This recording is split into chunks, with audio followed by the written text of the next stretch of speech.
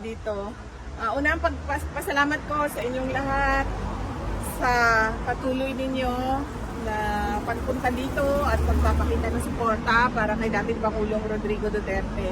At pasasalamat sa mga hindi makapunta dito sa Netherlands pero araw-araw na nag-aabang ng balita patungkol kay dating Pangulong Duterte, lalo na sa ating mga social media personalities, no, na maga, araw, gabi, 24 hours online para lang magbigay ng balita at para depensahan si dating Pangulong Rodrigo Duterte at magpakita ng suporta kay dating Pangulong Rodrigo Duterte. Yung iba sa inyo, inaatake na ng mga kaibigan, inaatake na ng mga trolls, inaatake na ng mga nasa ibang spectrum ng politika natin, pero tuloy-tuloy pa rin yung pagsuporta ninyo.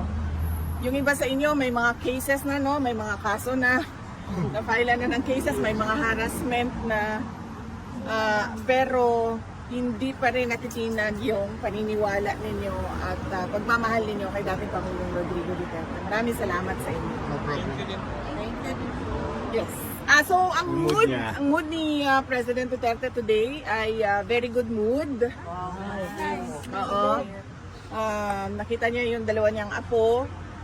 Tapos nagtanong siya ng mga detalye sa mga apo niya, kung kamusta na ang pag-aaral, mga ganong detalye. At nagtanong siya kung sino na ba daw ang mga namatay.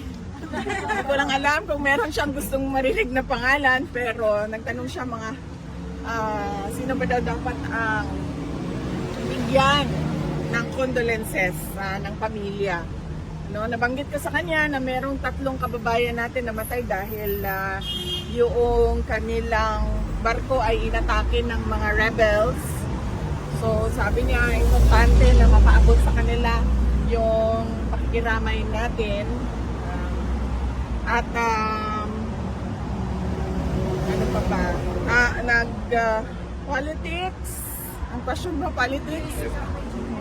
Wala kaming masyadong napag-usapan na sa politika kanina.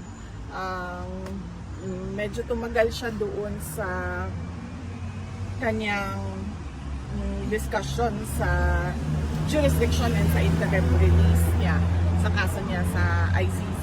Nabanggit din na si Pastor Apollo Kibuloy at ano yung kalagayan ni Pastor Apollo Kibuloy ngayon. Nagtanong din siya kung ano yung mga detalye ng mga